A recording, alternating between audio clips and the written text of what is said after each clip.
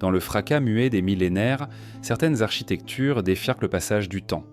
Émergeant des sables et des plateaux oubliés, ces mégastructures préhistoriques conservent en leur silence des énigmes inouïes. Ni les astres ni les archives n'ont encore percé le secret de leur fabrication, et l'homme moderne se trouve démuni face à l'immensité d'un savoir disparu.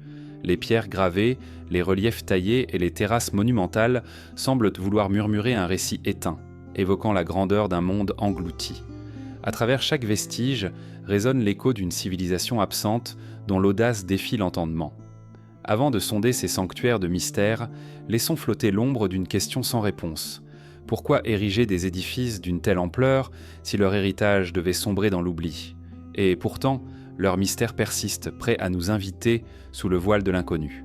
Dans la lumière feutrée de l'aube, le plateau de Göbekli Tepe se dévoile comme un rêve fossile. Nichée à près de 760 mètres d'altitude, cette colline calcaire domine la vaste steppe de la région de Şanlıurfa, en Anatolie du sud-est. Les silhouettes élancées des piliers hantés surgissent donc de la terre stérile, dressée en cercles concentriques, tels des géants pétrifiés en méditation. Chaque pierre, polie et gravée, capte les premières lueurs du jour, projetant une ombre millénaire qui semble murmurer les secrets d'une humanité oubliée. Dans cet espace vierge, le calme est profond, presque irréel, comme si le temps s'était figé pour laisser place à l'écho d'un passé qui refuse de s'éteindre. Lorsqu'en 1994, l'archéologue Klaus Schmidt entama les fouilles, il ne s'attendait pas à découvrir un sanctuaire vieux de près de 12 millénaires. Sous des couches de sédiments masqués par un remblai soigneusement disposé, il mit au jour des alignements étranges de piliers monumentaux. Le site, jusque-là inconnu du grand public, fut rapidement daté entre 9600 et 8200 avant notre ère, soit bien avant la sédentarisation agricole. Là où l'on croyait que les premiers édifices monumentaux accompagnaient le néolithique, Göbekli Tepe prouve que des chasseurs-cueilleurs pouvaient déjà ériger de telles merveilles. Les colonnades de Göbekli Tepe se composent de l'use de piliers en forme de T, hauts de 5 à 6 mètres et pesant souvent plusieurs tonnes. Ces monolithes de calcaire ont été taillés dans la roche locale, puis transportés sur des centaines de mètres avant d'être érigés. Leur surface lisse et leurs angles précis témoignent d'une maîtrise technique étonnante, surtout quand on songe à l'absence d'outils métalliques à cette époque. Disposés en cercles concentriques, ces blocs forment des enceintes dont la géométrie défie toute tradition connue au Xe millénaire avant notre ère. Sur la pierre apparaissent donc d'élégants reliefs. Serpents s'enroulant, scorpions figés, sangliers et félins sculptés avec une précision presque moderne. À côté de ces figures animales, des motifs abstraits, boucles parfaitement symétriques, croissants et spirales, tracent un langage énigmatique. Ces gravures semblent répondre à un code commun à plusieurs piliers, laissant entrevoir une mythologie désormais inaudible. Dans le silence de ces sculptures, on pressent la présence d'une cosmogonie qui reliait l'homme aux forces naturelles et aux astres. La datation au carbone 14 des charbons et des restes organiques découverts a confirmé l'ancienneté exceptionnelle du site. À une époque où l'agriculture n'en était qu'à ses balbutiements, Göbekli Tepe devance de plusieurs millénaires la construction de monuments comparables, comme Stonehenge ou les pyramides d'Égypte. Ce décalage temporel a bouleversé notre compréhension de l'histoire humaine, en montrant que l'architecture sacrée précède parfois l'émergence des villes et des champs cultivés. La fonction exacte de Göbekli Tepe reste aujourd'hui un mystère. Certains y voient un lieu de culte animiste, où des communautés venaient en honorer des divinités liées à la faune qu'ils chassaient en. D'autres suggèrent en des repères astronomiques basés sur l'orientation de certains piliers par rapport au lever du soleil. Pourtant, aucune observation systématique des astres n'a été prouvée. La dimension symbolique et rituelle paraît tout aussi plausible, voire plus. Chaque pierre pourrait avoir servi de totem, de borne sacrificielle ou de mémoire collective. Vers 8000 avant notre ère, les enceintes furent volontairement ensevelies sous un épais remblai, geste unique dans l'architecture préhistorique. Les archéologues ont découvert une succession de couches, construites méticuleusement, suggérant une cérémonie de fermeture rituelle. Enfouir ces sanctuaires aurait pu préserver leur intégrité ou sceller un pacte avec les forces invisibles. Le choix de l'inhumation volontaire d'un lieu sacré reste une énigme comme un dernier hommage silencieux d'une civilisation prête à disparaître. Au-delà de sa beauté sculpturale, Göbekli Tepe symbolise peut-être une révolution cognitive. En façonnant l'espace pour y inscrire des signes, ces communautés de chasseurs-cueilleurs ont engagé une pensée abstraite capable de transformer la réalité sociale. Ce lieu sacré aurait pu servir de catalyseur pour la domestication des plantes et des animaux, puisque les rassemblements rituels obligent à la gestion de ressources alimentaires. Les pierres elles-mêmes pourraient être considérées comme la coordination nécessaire pour extraire, déplacer et ériger ces monolithes implique une organisation sociale complexe. Sans fortification ni habitation pérenne, on pressent cependant l'existence de leaders spirituels ou de chefs de chantier. Les offrandes repérées, ossements d'animaux, coquillages lointains, témoignent d'échanges à grande échelle. Comment une communauté nomade aurait-elle pu mobiliser tant de monde et de moyens, si ce n'est par une croyance partagée, puissante et structurante ? La géométrie circulaire des enceintes évoque le cycle infini, l'union du ciel et de la terre. En épousant les formes de la rondeur, ces pierres invitent le regard à s'élever vers l'invisible. L'absence de matériel organique durable sur place fait résonner chaque surface gravée comme un écho d'éternité. Le silence de Göbekli Tepe est peut-être son plus grand message. Il nous rappelle que la pierre, lorsqu'elle devient un langage, défie l'érosion du temps. Malgré 3 décennies d'études, le site conserve ses plus intimes secrets. Ni les analyses chimiques, ni les reconstructions 3D, ni les théories astronomiques. Sous le voile discret d'une brume matinale, les monolithes de Stonehenge se découpent en silhouettes fantomatiques sur la plaine de Salisbury. Au loin, les collines ondulent comme une mer silencieuse, tandis que les pierres dressées semblent veiller sur un secret plus ancien que la mémoire humaine. À l'aube, chaque bloc capte la lumière naissante, projetant une danse d'ombre sur le sol sacré. Le silence est profond, ponctué seulement par le claquement lointain d'un oiseau ou le souffle du vent. Dans cette atmosphère feutrée, on pressent que le lieu n'était pas seulement un cercle de pierre, mais un cadran cosmique, un sanctuaire dont l'écho traverse les âges. Les premières mentions de Stonehenge remontent au XVIIe siècle, lorsqu'un antiquaire anglais esquissa les formes étranges de ces pierres dans un carnet de voyage. Au fil du XVIIIe et du XIXe siècle, les érudits, de William Stukeley à John Aubrey, dressèrent les premiers plans, cherchant à comprendre l'ordonnancement géométrique et le lien possible avec les traditions celtiques.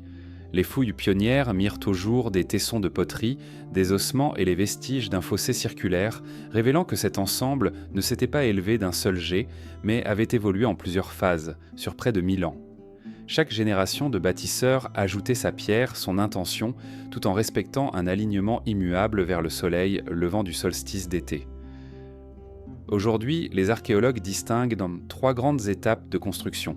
D'abord, vers 3100 avant notre ère, creusement du fossé et des talus externes, avec la création d'une ceinture de trous circulaires, les Aubrey Holes, destinés à accueillir de petits monolithes ou peut-être des piliers de bois. Quelques siècles plus tard, vers 2600 avant notre ère, les premiers blocs de dolérite ou de grès furent importés de la vallée de la Kenneth, formant un cercle de pierres plus massives. Enfin, entre 2500 et 2000 avant notre ère, les majestueuses dalles de grès siliceux, les sarsans, apparurent, dressées en trilithons imposants, surmontés d'architraves parfaitement ajustés, défiant toute explication sur la précision de leur taille et de leur assemblage. Les sarsans, pesant jusqu'à 30 tonnes, proviennent des collines avoisinantes des Marlborough Downs, à quelques dizaines de kilomètres au nord. Leur transport a dû mobiliser des milliers de personnes, à travers des collines et des vallées, à l'aide de rondins, de traîneaux ou de barges fluviales encore hypothétiques. Le dressage de ces monolithes exigeait une maîtrise redoutable des leviers, des cordes et des échafaudages de bois. Les architraves, enchâssés en queue d'aronde, témoignent d'une parfaite compréhension mécanique, comme si ces anciens bâtisseurs disposaient déjà d'outils conceptuels dignes de l'ingénierie moderne. Plus mystérieuse encore est l'origine des Bluestones, ces pierres bleutées dont l'extraction, il y a près de 4500 ans, a eu lieu dans les collines du Preseli, au pays de Galles, à plus de 250 km de là. Taillées dans de la dolérite ou du rhyolite, elles furent acheminées jusqu'en bord de mer, puis remontées sur terre. Une odyssée logistique qui interroge notre perception de la mobilité à l'ère néolithique. Certaines hypothèses évoquent un transport via la côte et les estuaires, tandis que d'autres suggèrent que la glace pléistocène aurait permis la dérive de blocs plus légers. Quoi qu'il en soit, ces pierres bleues disposées en arcs de cercle intérieur confèrent à Stonehenge une dimension sacrée et exotique, contrastant avec la masse brute des sarsans. le cercle de Stonehenge s'inscrit dans un vaste paysage cérémoniel, ponctué de tertres funéraires, de cercles de poteaux et de fossés creusés à main nue. Le site voisin d'Avebury, 2 fois plus grand, prolonge cette topographie sacrée d'alignements de menhirs, de avenues monumentales et de lieux de sépulture. Ensemble, ces âmes de pierre composaient un temps un véritable labyrinthe rituel, pensé pour guider les vivants vers le monde des esprits et des ancêtres. Les rites d'inhumation, attestés par la présence d'urnes funéraires et de dépôts d'ossements brûlés, dessinent un pont entre la vie et la mort, entre le terrestre et le céleste. Stonehenge se différencie des autres sites par son orientation astronomique. Chaque solstice d'été, le soleil levant s'élance au-dessus de la trilite principale, nichée à l'horizon. A l'inverse, lors du solstice d'hiver, ses rayons traversent l'alignement central pour se poser sur le Hillstone, une pierre isolée. La technique de construction soulève encore des questions fascinantes. Comment ces communautés sans écriture, sans roue connue, ont-elles coordonné le levage de monolithes imposants ? Des expériences modernes ont montré que 15 à 20 hommes pouvaient en dresser un sarsen à l'aide de cordes et de pentes en terre, mais l'échelle du chantier, plusieurs dizaines de blocs synchronisés, demande une organisation sociale hors du commun. Les fouilles ont mis au jour des aires de travail, des sépultures d'ouvriers et des dépôts de déchets, suggérant l'existence de... À l'aube, lorsque la brume marine se retire lentement des landes bretonnes, les alignements de Carnac se dévoilent dans leur immensité silencieuse. Des milliers de menhirs, dressés en rangs serrés, découpent l'horizon comme les empreintes d'une procession immémoriale. Le vent caresse les pierres ocres et grises, éveillant un murmure ténu, presque inaudible comme le souffle d'une foule disparue. Ici, le temps semble s'étirer à l'infini. Chaque bloc monolithique, poli par des millénaires d'érosion, porte en lui la mémoire d'un rituel oublié. Dans ce paysage quasi irréel, le visiteur ressent l'ampleur d'un projet colossal, né dans le cœur des sociétés néolithiques, et dont l'écho se répercute encore sous le ciel changeant de Bretagne. Perché sur la presqu'île de Quiberon, non loin de la baie de Quiberon, le site principal de Carnac s'étend sur plus de 4 km. Les archéologues estiment que près de 3000 pierres, alignées en une cinquantaine de files, furent implantées entre 4500 et 3300 avant notre ère. Chaque menhir extrait des falaises de schiste ou de granit à quelques kilomètres pèse en moyenne 2 tonnes, tandis que certains dépassent les 10 tonnes. Les fouilles ont mis en évidence plusieurs phases de construction, d'abord de petits piquets de bois, remplacés progressivement par des blocs de pierre avant l'édification des files monumentales que l'on contemple aujourd'hui. Cette chronologie, établie grâce à la datation radiocarbone des charbons de campement néolithiques, révèle l'évolution des techniques et la persistance d'un même projet collectif sur plusieurs siècles. Comment ces communautés ont-elles pu transporter des blocs de plusieurs tonnes, parfois sans l'aide de la roue ? Les expérimentations modernes suggèrent l'usage de rondins de bois disposés sous la pierre et de cordages pour l'attraction. Des pentes en terre auraient permis de hisser les menhirs dans des fosses préalablement creusées. Les récits folkloriques évoquent le concours de forces animistes, mobilisant non seulement la main-d'œuvre, mais l'énergie spirituelle de l'ensemble du clan. Chaque pierre nécessitait sans doute la coordination de dizaines d'hommes, un savoir-faire transmis de génération en génération et une organisation sociale suffisamment solide pour maintenir l'effort collectif. La présence d'air, de travail et de déchets de taille prouve que Carnac n'était pas seulement un lieu de pause, mais un immense chantier où se mêlaient en architecture, spiritualité et cohésion tribale. L'agencement des pierres de Carnac défie toute intuition moderne. Les alignements les plus célèbres, appelés les méchins et les longues rangs, dessinent des fils qui convergent vers un tumulus central, le menhir étalon érigé en point focal. D'autres rangées, vaguement parallèles, jalonnent le paysage comme les doigts d'une main géante. Au total, plus de 11 axes ont été repérés, certains formant des angles précis, d'autres se terminant par des cercles de pierre ou des enclos ovales.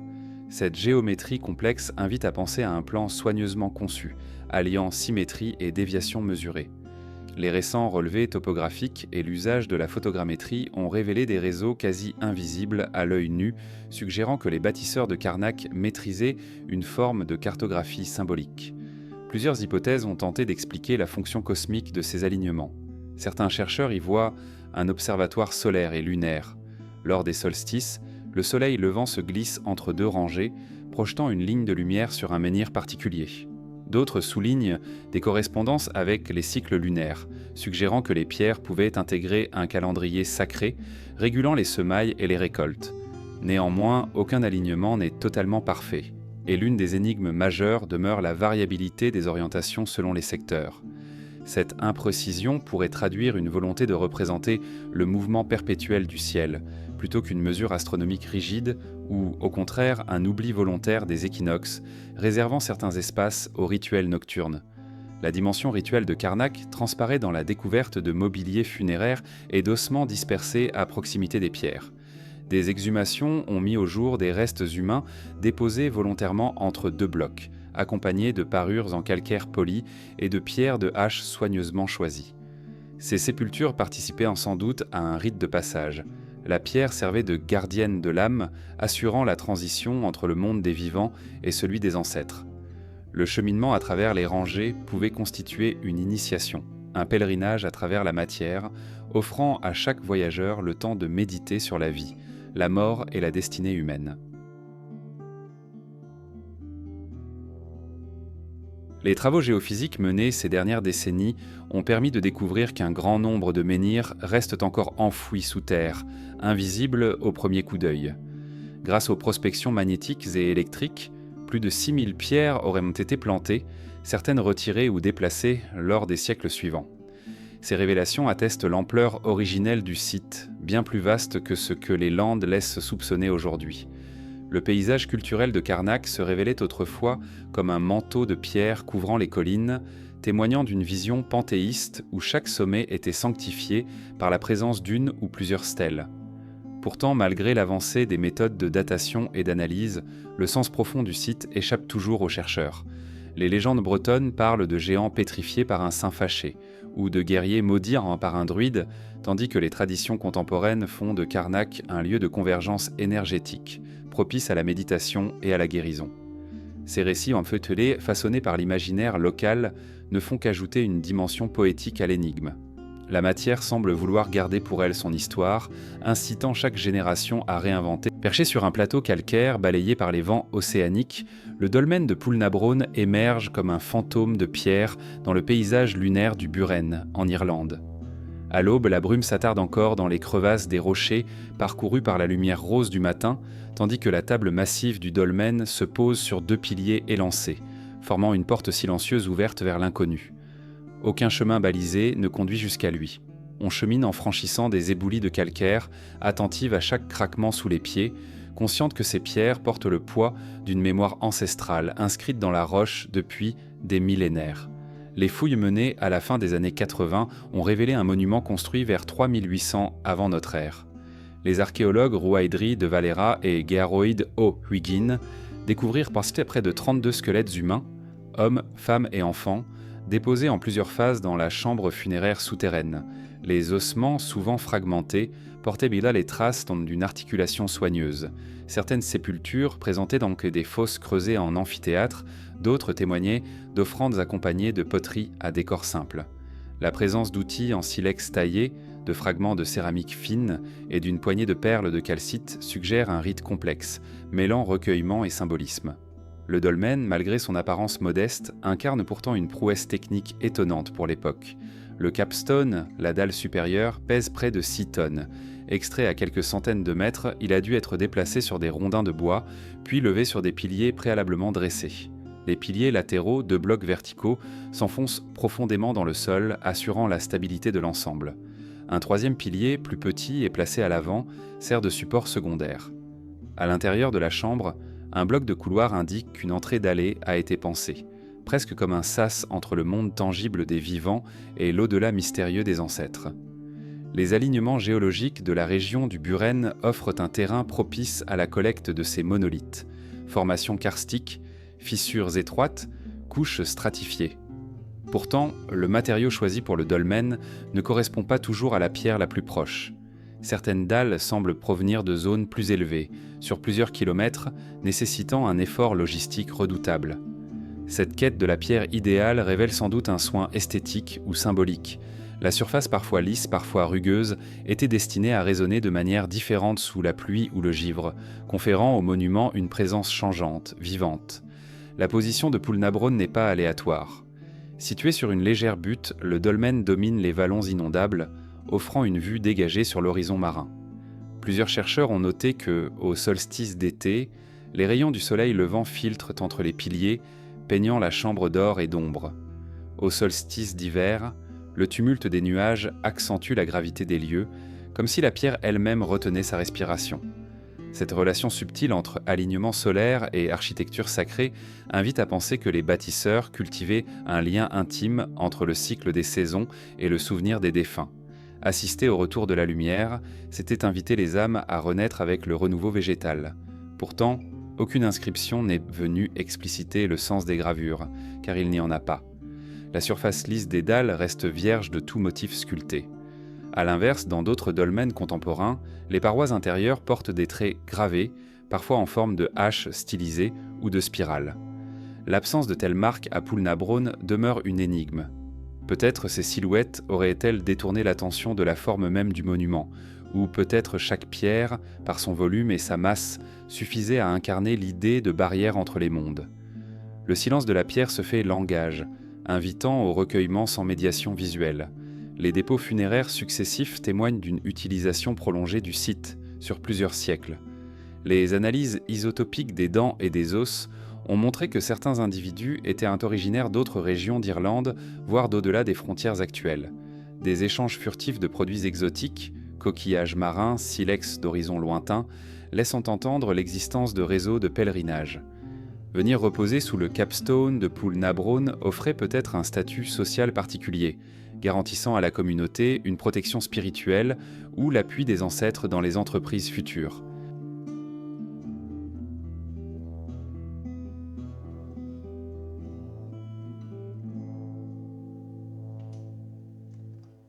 Dans l'austérité du paysage, chaque visiteur ressent la compassion suspendue au-dessus de la chambre funéraire.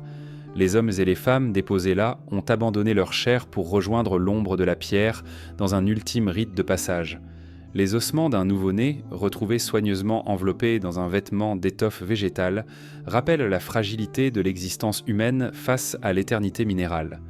Chaque fragment d'os, replacé tant bien que mal dans son contexte originel, nous murmure l'histoire de vie passée, de joie et de peine, désormais scellée sous les dalles. Les promeneurs racontent qu'au cœur de la nuit, lorsque la pleine lune illumine le Buren, la silhouette du dolmen se fait soudain plus imposante, comme si la pierre reprenait vie. Le vent, plus aigu, fait vibrer les interstices entre les dalles, produisant un léger murmure, presque une mélopée. Certains affirment entendre des pas feutrés, comme si les anciens défunts revenaient saluer le monde des vivants. Les archéologues sont plus réservés. Ces phénomènes relèvent avant tout de l'acoustique naturelle et de la perception humaine, avide de trouver du sens dans le moindre frisson. Pourtant, il est souvent difficile de dissocier le tangible du ressenti, car le dolmen se nourrit lui-même de ses impressions, amplifiant le mystère.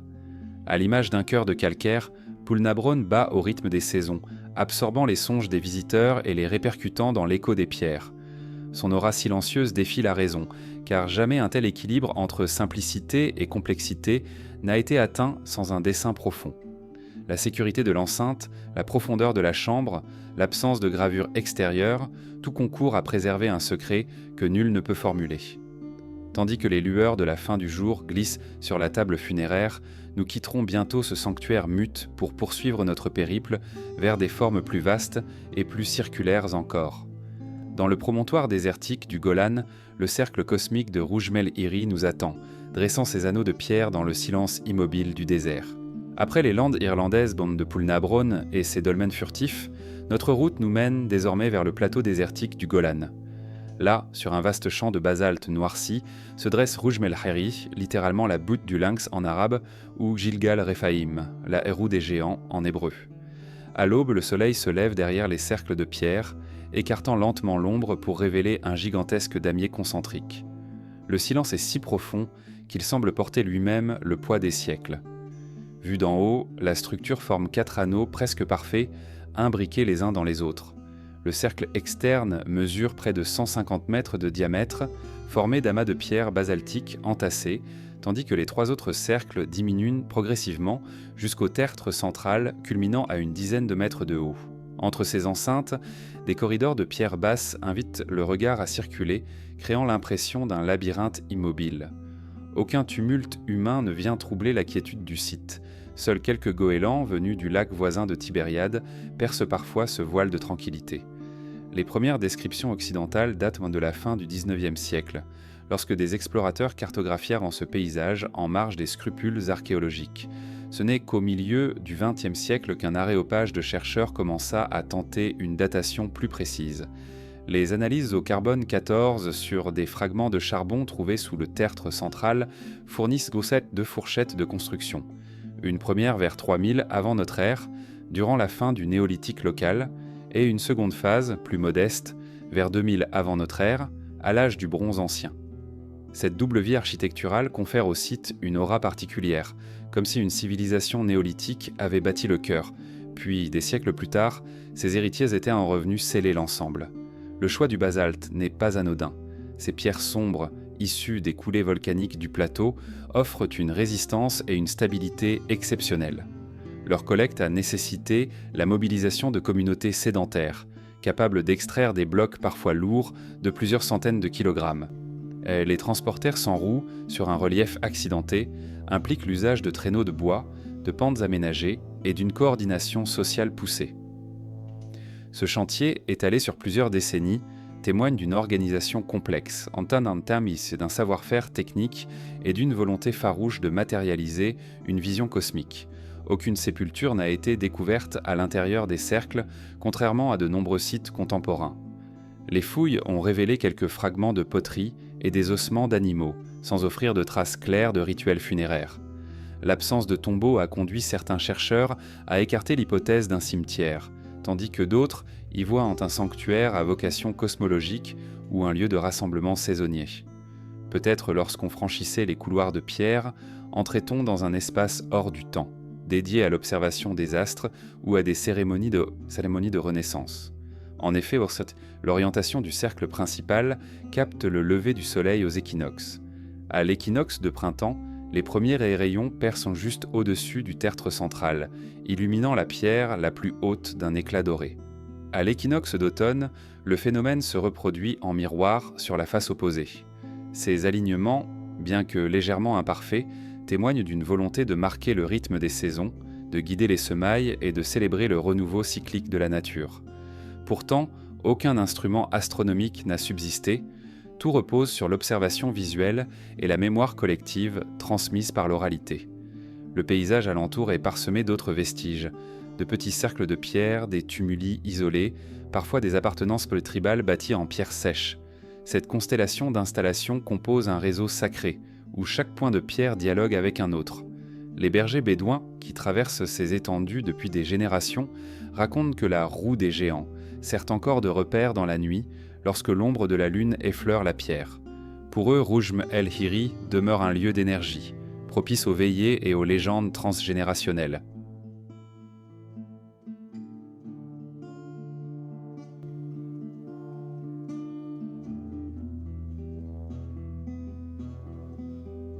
Les archéologues ont rarement mené des fouilles extensives, en partie à cause de la situation géopolitique de la région. Les rares sondages menés dans les années 70 ont été interrompus, laissant de nombreux mystères intacts. Les relevés géophysiques, plus récents, ont néanmoins mis en évidence des structures souterraines, des fossés disparus et des traces de circulation interne, suggérant que le site était bien plus complexe que ces cercles externes laissaient le deviner. Chaque nouvelle prospection soulève davantage de questions, car l'absence d'artefacts datables empêche de bâtir une chronologie précise. La nuit, lorsque les étoiles scintillent sans la pollution lumineuse, Roujm el-Hiri révèle toute sa magie. Certains visiteurs témoignent d'une sensation de vertige temporel, comme si la roue de pierre absorbait le flot du temps pour le restituer en écho lointain.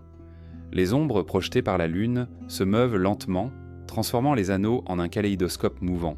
Le vent charrie alors des sons ténus, le frottement des cailloux, le chuintement d'un souffle ancien, comme si la pierre elle-même respirait.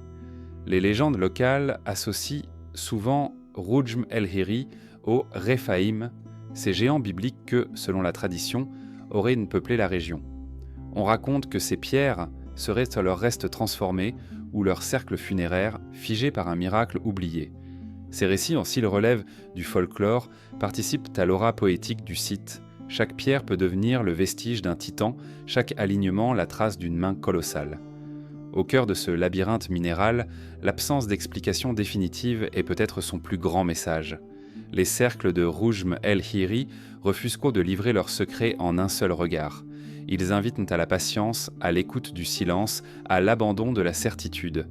Ici, l'homme moderne comprend la vanité de croire tout savoir et renoue avec la modestie d'une humanité qui, autrefois, partageait son destin avec la pierre et le ciel. Bientôt, notre voyage nous conduira plus à l'ouest dans le désert égyptien, où les gravures de Nabta Playa offrent un autre témoignage énigmatique de l'alliance entre l'homme et les astres. Rappelant les cercles silencieux du Golan, notre périple nous conduit maintenant au cœur du désert nubien, où un ancien lac asséché libère ses secrets engravés. À plus de 600 km au sud-ouest du Nil, l'immense cuvette de Nabta Playa se déploie jadis comme un miroir d'eau, reflet des cieux et refuge pour des communautés nomades. Sous le soleil implacable, les traces de ces peuples se mêlent aux pierres dressées et aux gravures mystérieuses, offrant une énigme longue de 8 millénaires. Là, la pierre n'était pas seulement matériau, elle devient surface de mémoire, véhiculant un message que l'homme moderne goûte à déchiffrer entre science et poésie. Lorsque dans les années 1970, les archéologues Fred Wendorf et Romuald Schild explorèrent pour la première fois ce bassin asséché. Ils découvrirent de simples tessons de poterie, des foyers et des traces d'habitation. Grâce aux datations au carbone 14, ils établirent que Nabta Playa fut occupée entre 9000 et 3500 avant notre ère, une période où le Sahara était une savane parsemée de pointés et hauts. Les vestiges racontent la naissance des premières sociétés pastorales en Égypte, pour qui le bœuf domestique incarnait richesse et protection. Ces bergers pionniers sculptèrent à la pierre, non pour ériger des tombeaux, mais pour inscrire leurs repères dans le paysage et dans le temps. Au centre de cette vaste plaine émergent plusieurs cercles et alignements de blocs calcaires. Le plus célèbre, souvent appelé cercle de Nabta, rassemble 12 monolithes plantés en arc de cercle, parfois comparé à un cadran solaire. À l'aube du solstice d'été, le soleil levant projette l'ombre d'une pierre sur une pointe du cercle, marquant le passage des saisons. Ces blocs, hauts d'1 mètre en moyenne, proviennent de la crête voisine. Leur extraction et leur transport sur plusieurs centaines de mètres témoignent d'une cohésion sociale étonnante, guidée par une vision cosmique partagée. À quelques dizaines de mètres de là, des monolithes isolés sont surmontés de pierres plates gravées. 2 d'entre elles présentent des cupules arrangées en motifs concentriques, évoquant le soleil ou peut-être la constellation d'Orion. Sur l'une des dalles, un groupe de 9 cupules révèle une géométrie presque parfaite, décalée toutefois d'1 degré ou 2, comme si l'astronomie y laissait son empreinte sans désirer la rigueur d'un instrument. Ces gravures, datées autour de 4500 avant notre ère, sont parmi les plus anciennes représentations connues d'une observation céleste en Afrique. D'autres pierres portent des silhouettes d'animaux et de symboles abstraits. Les figures de bœufs, sculptées en bas-relief, se mêlent à des formes géométriques, croix, traits et cercles, dont la signification échappe encore aux chercheurs. Sans écriture conventionnelle, ces gravures sont autant de signes énigmatiques, peut-être un langage visuel partagé par les bergers du Sahara. En observant la surface polie sous le vent et le sable, on comprend que chaque trait fut fait avec un burin en silex affûté, prémisse d'une sculpture monumentale encore à l'état d'ébauche. La disposition des gravures et des alignements suggèrent des rassemblements saisonniers où communautés et rituels se confondaient. Les fouilles ont mis au jour des foyers circulaires, des amas de coquillages d'eau douce et des tessons décorés de pigments rouges. Ces preuves indiquent que les habitants de Nabta Playa célébraient Nankolo comme source de vie et rendaient hommage aux bovins par des offrandes, peut-être avant de les conduire vers de nouveaux pâturages. Chaque rassemblement devait renforcer les liens sociaux et sacrés, sous l'œil attentif des étoiles gravées. Les archéologues ont également découvert un puits creusé, renforcé de dalles lithiques, qui alimentaient les villages voisins. Cet aménagement hydraulique, isolé au milieu du désert, révèle une connaissance pragmatique du cycle de l'eau et une capacité à maîtriser l'environnement. Le puits, protégé par des pierres gravées, aurait pu revêtir une fonction rituelle. L'eau jaillissant du sauvage devenait ainsi lien tangible entre le visible et l'invisible, comme une offrande renouvelée à chaque génération. Malgré la sécheresse actuelle, Nabta Playa restitue le murmure de ses visiteurs anciens. Les relevés géophysiques ont montré que d'autres structures sont encore enfouies sous les sédiments. fondations circulaires, trous de poteaux et fragments de tessons qui, bientôt, pourraient révéler des chapelles pastorales inconnues. Les prospections radar et magnétiques indiquent des vestiges plus vastes que prévu, comme si le site formait un temple. La précision relative des alignements astronomiques de Nabta Playa reste sujette à débat. Certains chercheurs y voient un planisphère stellaire préhistorique, d'autres un calendrier lunaire pour rythmer les transhumances. Aucun traité n'a survécu. Tout repose sur l'observation empirique et le sens du cosmos. En 2001, une étude suggéra que l'arc de monolithe imitait l'étoile Sirius reliée à la crue du Nil, mais la corrélation reste fragile. Quel que soit leur but, ces pierres gravées témoignent d'une quête obsessionnelle, comprendre le ciel pour mieux ordonner la vie. Dans le silence brûlant du désert, les ombres des monolithes s'allongent au coucher du soleil, tissant un labyrinthe d'obscurité. Les étoiles ensuite viennent de recouvrir le sol de points lumineux qui semblent retrouver les motifs gravés. Quelques rares visiteurs nocturnes rapportent la sensation d'un dialogue muet entre la pierre et l'astre, un échange perdu dans l'écho du vent. Les chercheurs, quant à eux, scrutent dans les cartes stellaires et multiplient les simulations, cherchant à décrypter un langage où chaque cupule, chaque pierre érige un témoignage de la conscience humaine face à l'immensité. Peu à peu, l'image d'un ancien sanctuaire pastoral se dessine, un lieu où la pierre devenait médiatrice entre l'homme, l'eau et la voûte céleste. Les bergers y gravèrent les constellations, mesuraient les saisons et honoraient leurs troupeaux dans un geste qui unissait le terrestre et le cosmique. Nabta Playa demeure cependant une énigme vivante. Il n'offre ni hiéroglyphes, ni archives, seulement la plongée silencieuse dans un art rupestre néolithique. Bientôt, les lignes spectrales de Nazca, loin à l'ouest, nous attendent pour poursuivre ce voyage aux confins des mégastructures préhistoriques, où l'homme a gravé sa fascination pour le ciel sur le sol terrestre.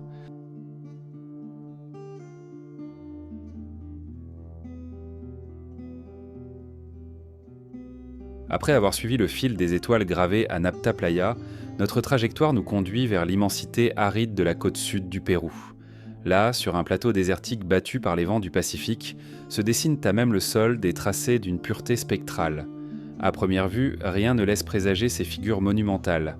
Et pourtant, lorsque l'on s'élève en silence au-dessus de la plaine, un univers secret se révèle. Échafaudées entre 500 avant notre ère et 500 de notre ère, les lignes de Nazca forment un labyrinthe de géométrie et de silhouettes animales, parfaitement conservées dans le cœur du désert tropical. Les premières observations modernes eurent lieu dans les années 1920, lorsque l'ingénieur Toribio Mejia Gespe parcourut la région à dos de mule. Il remarqua de longs sillons tracés à la pointe d'un cratère asséché, mais ce fut le professeur Paul Kosok en 1941 qui comprit l'ampleur de la création. Survolant le plateau en avion, il décrivit ce paysage comme l'observatoire d'un monde éteint. Avec l'aide de Maria Reich, il entreprit alors d'en cartographier chaque trait, chaque motif, faisant émerger des formes fantomatiques, colibris, araignées, singes, condors, dont les contours dépassent parfois 200 mètres de long. Les géoglyphes zoomorphes constituent l'âme la plus envoûtante du site. Le colibri, esquissé d'une ligne continue, semble figé dans un battement d'ailes et mesure près de 60 mètres d'envergure. L'araignée, dont les pattes s'étirent sur 46 mètres, capte la puissance de la nature, tandis que le singe, aux 4 doigts allongés, déploie une spirale en son centre, comme un tourbillon immobile. À ces créatures s'ajoutent d'un manquant des représentations d'arbres, de poissons et même d'une main humaine aux doigts écartés, chacune révélant la maîtrise graphique des artisans précolombiens. Les fragiles tracés ont été réalisés en retirant la couche sombre de sable et de gravier pour mettre à nu le sous-sol clair. À l'aide de simples bâtons affûtés, les constructeurs gravaient des sillons larges de 30 à 40 cm, profonds de quelques centimètres seulement. Faute d'outils métalliques, ils s'appuyaient sur l'observation du terrain, gravissant d'abord des repères de bois pour délimiter les proportions, puis reliant ces points pour esquisser les grandes figures. Ce procédé, quasi rudimentaire, permit pourtant une précision étonnante, tant la sécheresse quasi constante du désert empêcha toute altération majeure. Dès les premiers relevés aériens, la théorie d'un calendrier céleste fut avancée.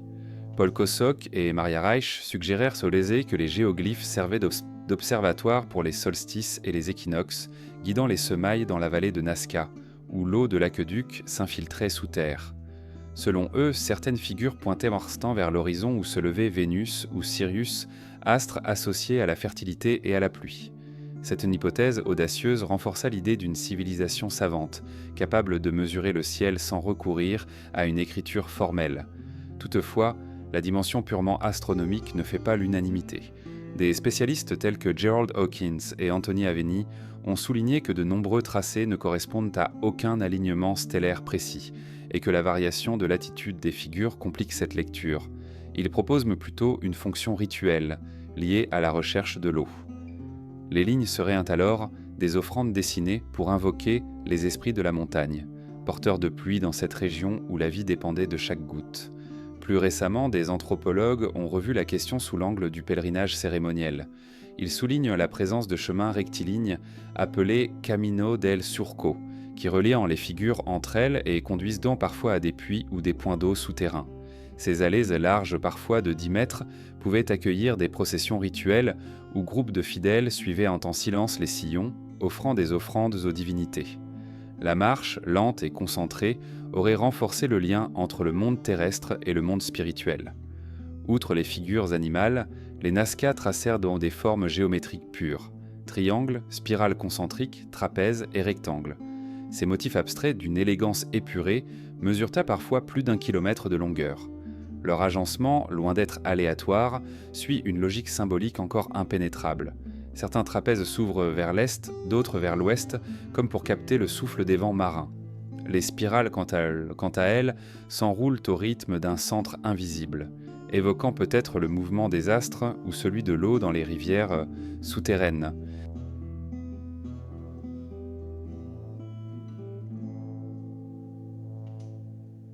Le climat aride de la pampa de Nazca joue un rôle décisif dans la préservation des géoglyphes. Les pluies y sont presque inexistantes, le vent léger balaie doucement la surface.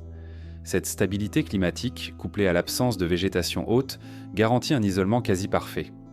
En 1994, l'UNESCO inscrivit le site sur la liste du patrimoine mondial, reconnaissant son caractère unique et sa fragilité. Toute intrusion imprudente, tout passage motorisé, risquerait de briser l'équilibre séculaire des lignes. Au cours des dernières décennies, l'usage de drones et de technologies lidar a permis de découvrir de nouvelles géoglyphes, dissimulés sous des strates de sable plus récentes. Des motifs en zigzag, en forme de sapin ou de mains stylisées, étaient inconnus des premiers cartographes. Ces relevés aériens à haute résolution révèlent que l'étendue du site pourrait être 2 fois plus vaste que prévu, et que l'artiste ancestral de Nazca jouissait d'une liberté créative insoupçonnée, multipliant les expérimentations graphiques sur un canevas désertique. Malgré ces avancées, de nombreuses questions persistent. Qui détenait l'autorité nécessaire pour mobiliser une main-d'œuvre aussi vaste ? Comment se transmettait le savoir-faire graphique sur des distances parfois au cœur de la vallée sacrée des Incas, à quelques 30 km au nord-ouest de Cusco, s'ouvre un amphithéâtre de pierre et de terre, sculpté dans les flancs d'un plateau andin. Les terrasses de Morée forment un ensemble de cuvettes concentriques creusées comme autant de bols inversés, dont le diamètre varie de 10 à 30 mètres selon les niveaux. À l'aube, la brume matinale glisse le long des gradins de pierre, révélant un jeu d'ombre douce sur la succession régulière des talus. L'endroit évoque un observatoire intérieur, un jardin suspendu où la nature et la main humaine dialoguent dans un silence presque religieux. Chaque marche taillée avec une précision millimétrique capte le souffle léger du vent andin, invitant à la méditation sur l'harmonie entre le cosmos et la matière. Les chroniqueurs espagnols mentionnèrent pour la première fois Morée au XVIe siècle, mais ce furent dans les études scientifiques du début du XXe siècle qui dressèrent un inventaire précis de ces cuvettes énigmatiques. Les premières campagnes de fouilles, menées par Julio C. Tello et Paul Kosok, permirent de dater la construction entre 1400 et 1500 de notre ère, à l'apogée de l'Empire Inca. La finesse des aménagements agricoles et hydrauliques força l'admiration. Des canaux de drainage dissimulés, des murs de soutènement en pierre polie, ainsi que des escaliers étroits reliant chaque niveau. Ces vestiges ne sont pas l'œuvre d'un hasard topographique, mais le fruit d'un dessin conscient, d'une expérimentation complexe associant agriculture et cosmologie. L'agencement des terrasses de Morée suit un plan concentrique d'une élégance rare. 4 cuvettes principales s'enchaînent en cercle décrescendo, formant une dénivellation totale proche de 30 mètres entre le sommet et le fond de la plus profonde. Les talus, soigneusement inclinés selon un angle variable, maximisent l'exposition solaire à chaque niveau et assurent un drainage optimal. Les pierres qui soutiennent les étagères en terre sont extraites des affleurements locaux, puis taillées en blocs réguliers avant d'être assemblées sans mortier apparent. Cette technique, héritée d'une tradition inca de maçonnerie sèche, confère aux murs une résistance exceptionnelle aux secousses sismiques et à l'érosion pluviale. Au pied de chaque terrasse, des canaux d'irrigation dissimulés captent l'eau d'une source voisine. Ces conduits, enterrés sous la base des murs, redistribuent l'eau selon un réseau complexe, assurant l'humidité nécessaire à la culture sans noyer les semis. Les archéologues ont mis au jour des bassins de décantation, alimentés par une cascade naturelle qui filtre les sédiments et régule le débit. Cette maîtrise hydraulique, remarquable pour une époque sans pompe mécanique, souligne l'ingéniosité des ingénieurs incas. Ils ont conçu une oasis d'altitude capable de reproduire les conditions des vallées plus basses en jouant sur la topographie et le cycle de l'eau. L'une des découvertes les plus fascinantes réside dans les microclimats créés au sein des cuvettes. Les relevés thermiques modernes ont enregistré des écarts de température pouvant atteindre 8 degrés Celsius entre le sommet et le fond de la fosse la plus profonde. Ainsi, une même variété de pommes de terre pouvait être testée à différentes altitudes simulées, permettant d'évaluer sa résistance au gel ou son taux de maturation. Les Andes abritent plus de 3000 espèces de tubercules et Morée aurait servi de laboratoire agricole pour sélectionner celles qui offriraient les meilleures récoltes dans les régions les plus reculées de l'Empire.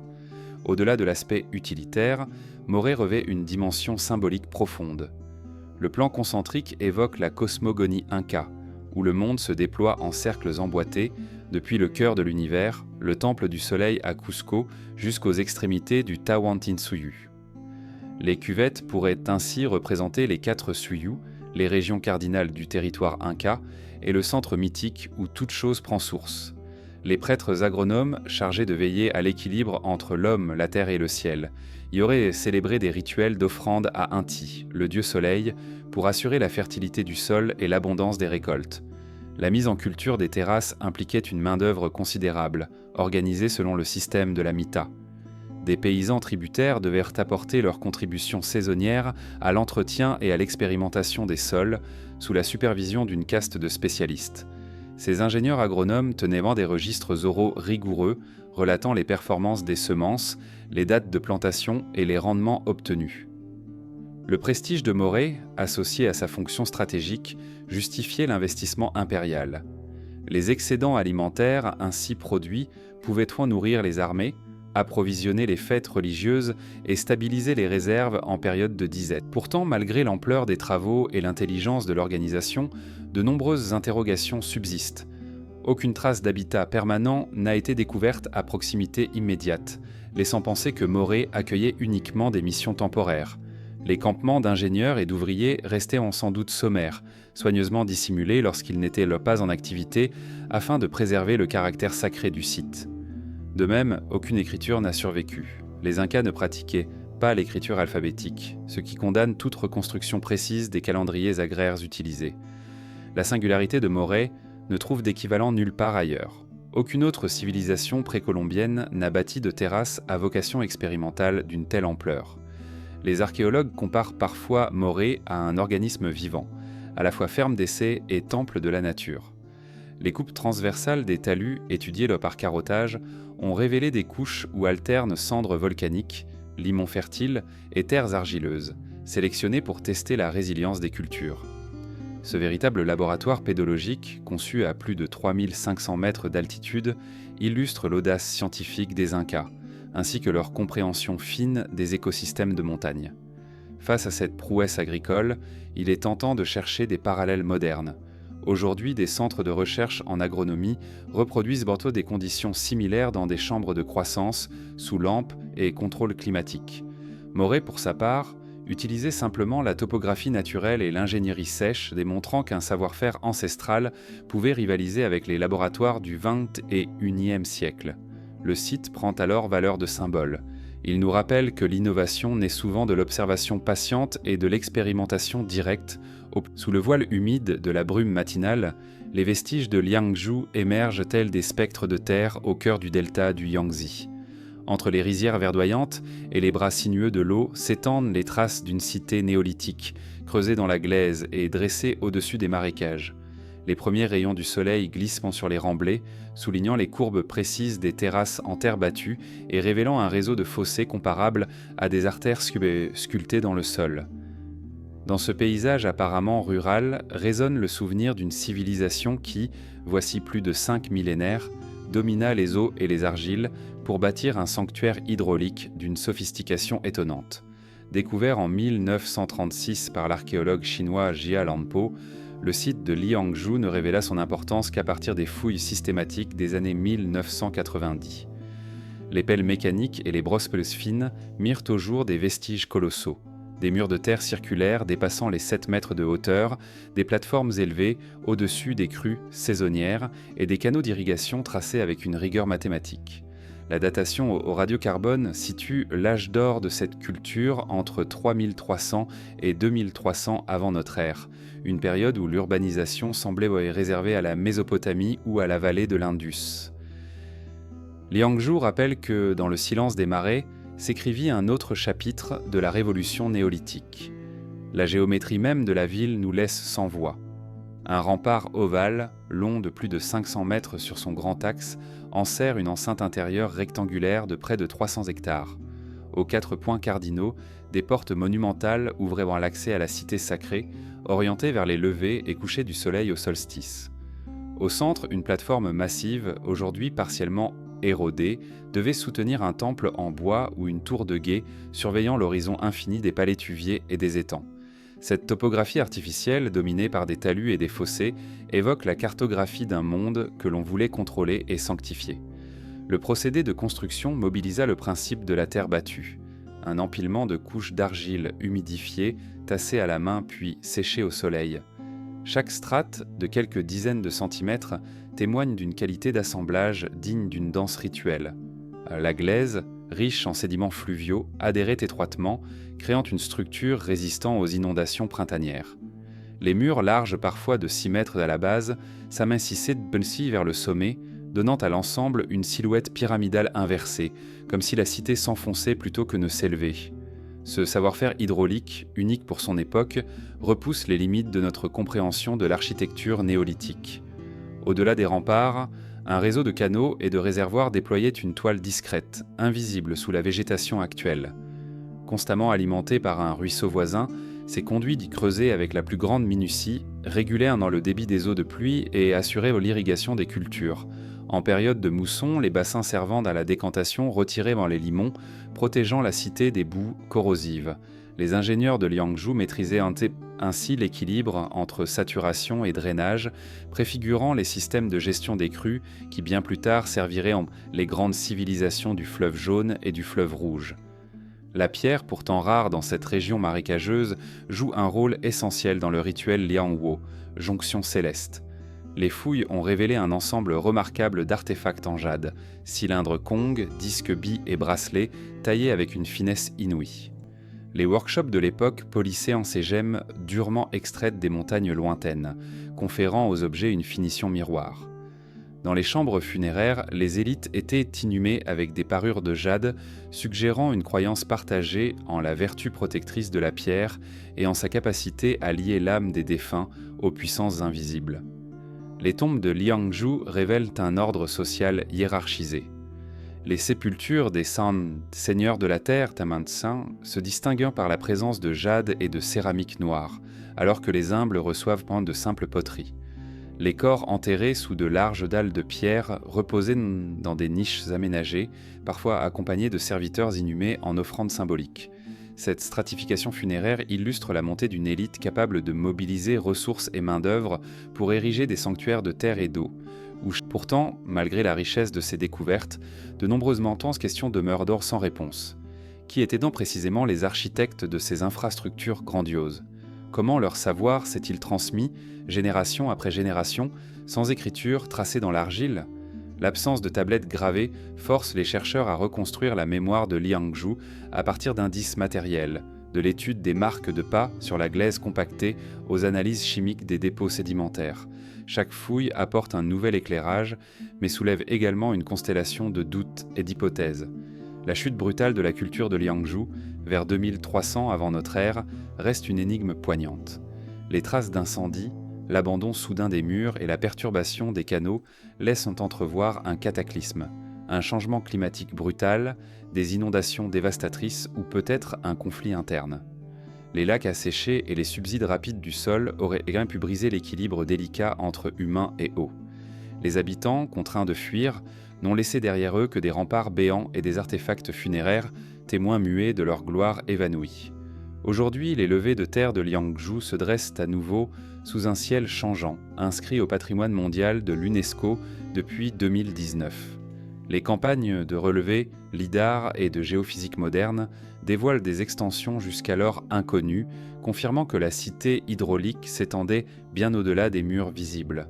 Les drones survolent les marées, cartographiant les dépressions et les monticules, tandis que des carottes sédimentent. Au petit matin, lorsque la brume s'élève en nappe légère au-dessus de la plaine de la Bekaa, les ruines de Baalbek apparaissent comme un rêve fragmenté. Les premières lueurs du jour caressent les piliers massifs, sculptant sur la pierre millénaire des ombres profondes. Le silence n'est troublé que par le déplacement imperceptible du vent, emportant avec lui l'écho lointain d'un rituel jadis célébré sous ce ciel. Ici, l'homme moderne ressent la puissance d'une époque où la pierre devenait langage sacré et où l'audace de bâtir dépassait l'entendement terrestre. Déjà, dès l'Antiquité tardive, les chroniqueurs grecs et romains louaient la magnificence d'Héliopoli, la ville du soleil, que les Phéniciens dédièrent à Baal, leur seigneur divin. Sous le règne d'Auguste, au début de notre ère, les empereurs décidèrent d'ériger un sanctuaire grandiose à Jupiter héliopolitain, reprenant un site sacré plus ancien. Sur une plateforme gigantesque, les colosses de grès et de calcaire furent dressés pour encadrer d'immenses temples.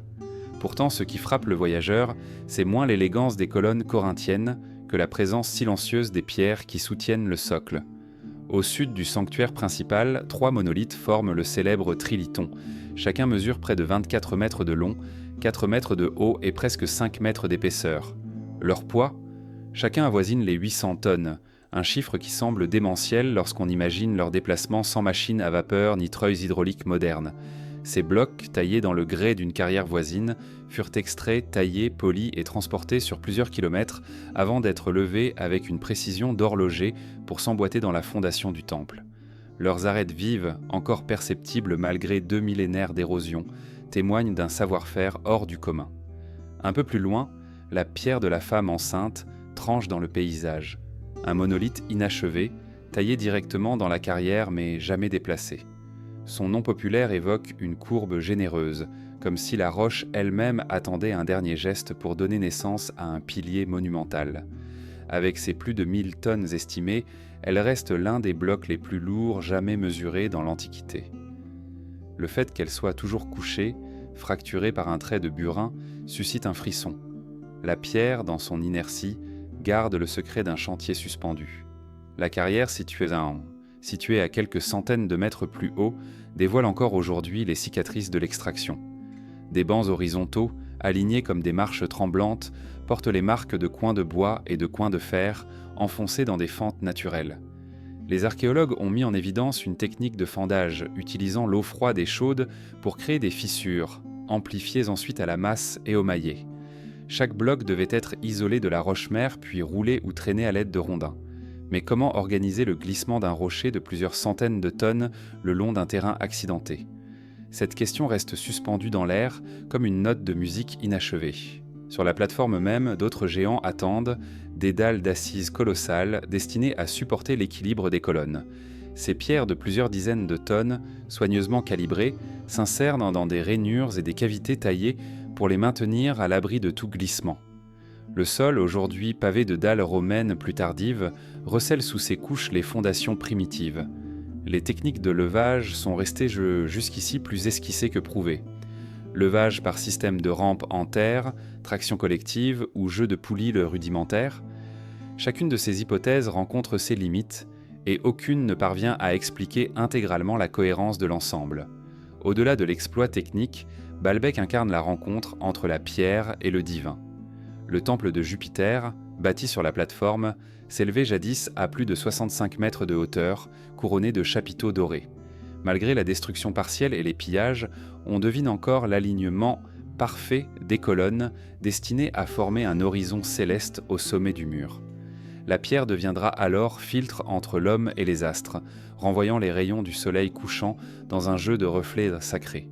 Les pèlerins venus de l'Empire tout entier faisaient halte pour contempler ce prodige architectural, incarnation de la grandeur impériale et de la piété collective.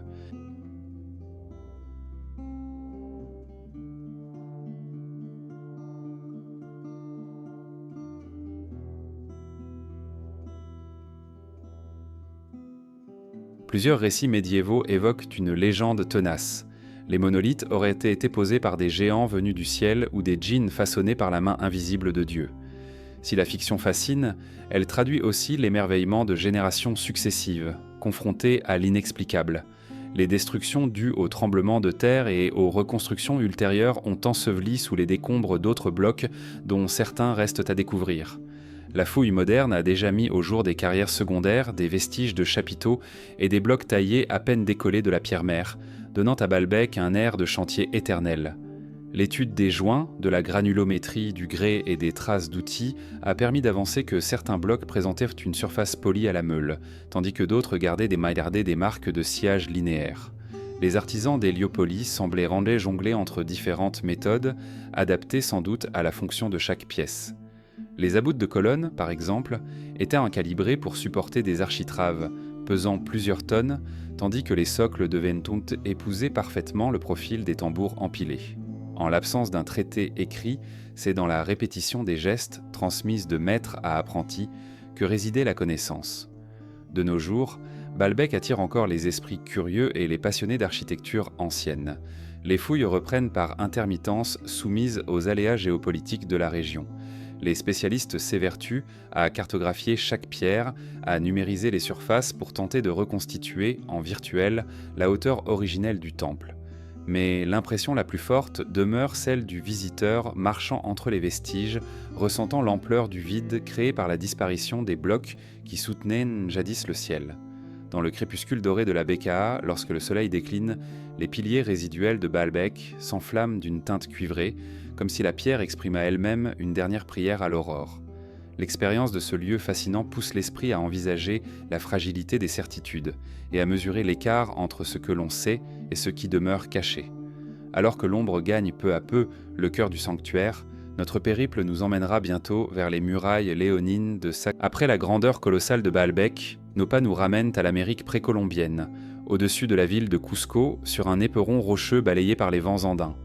Là se dresse Sacsayhuaman, la citadelle inca dont les murs massifs évoquent le rugissement lointain d'un lion de pierre. Dès l'aube, les premiers rayons caressent les surfaces polies, révélant la précision des assemblages. Les pierres, ajustées sans mortier, brillant d'un éclat chaud, comme si elles retenant encore la mémoire d'une main divine. Dans le silence de ce plateau, à plus de 3500 mètres d'altitude, on ressent la promesse d'un mystère aussi ancien que l'Empire des Andes. Dominant les vallons et les toits ocres de la capitale inca, Sacsayhuaman forme un vaste chevron en zigzag, long de près de 400 mètres. Cette disposition unique dessine les mâchoires d'un puma protecteur, dont le corps englobe la ville sacrée de Cusco. Selon la cosmovision andine, le puma symbolise la force terrestre et la puissance chthonienne. Les Incas ont conçu leur citadelle en respectant ces images animalières, inscrivant la géographie politique dans le langage du vivant. Ainsi, chaque mur, chaque angle, chaque ouverture participe à une géométrie sacrée, reliant le site à l'ordre cosmique. Les fouilles et les chroniques coloniales situent la construction de Sacsayhuaman, sous le règne de Pachacútec et de son fils Tupac Yupanqui, entre 1440 et 1480 de notre ère. En quelques décennies, des milliers d'ouvriers, recrutés via la MITA, façonnèrent ces blocs monumentaux.